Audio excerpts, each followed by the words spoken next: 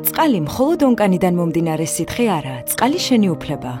ყველა ადამიანს აქვს უფლება მიიღოს საკმარისი, სუფთა, უსაფრთხო და ხელმისაწვდომი წყალი პირადი და საყოფაცხოვრებო საჭიროებებისთვის. სუფთა წყალზე წვდომა შენი ფუნდამენტური უფლებაა, რომელიც აუცილებელია ღირსეული ცხოვრების, ადამიანის ჯანმრთელობისა და სხვა უფლებების რეალიზებისთვის.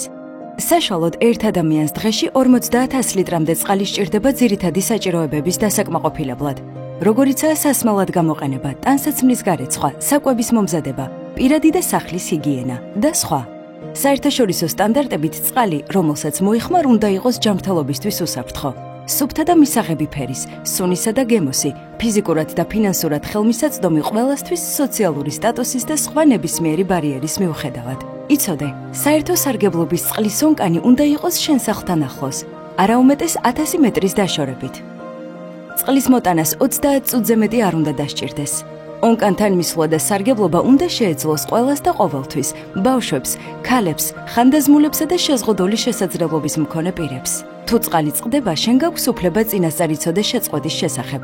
ასევე რატომ შეწყდა წყალი, რამდენი ხნით გაგრძელდება და რა ალტერნატივები არსებობს წყლის მოპოვებისთვის.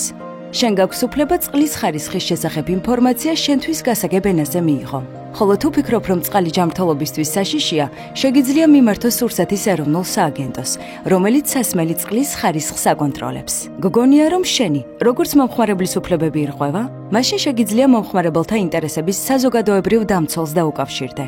მაგრამ თუ პრობლემა ვერ მოგვარდა და სახელმწიფო უწყებები სათანადოდ არ ასრულებენ თავიანთ მოვალეობას, უფლების დასაცავად შეგიძლია მიმართო სახალხო დამცველს, დარეკოცხალ ხაზზე, ან მიწერო სოციალურ ქსელსა თუ ელექტრონულ ფოსტაზე.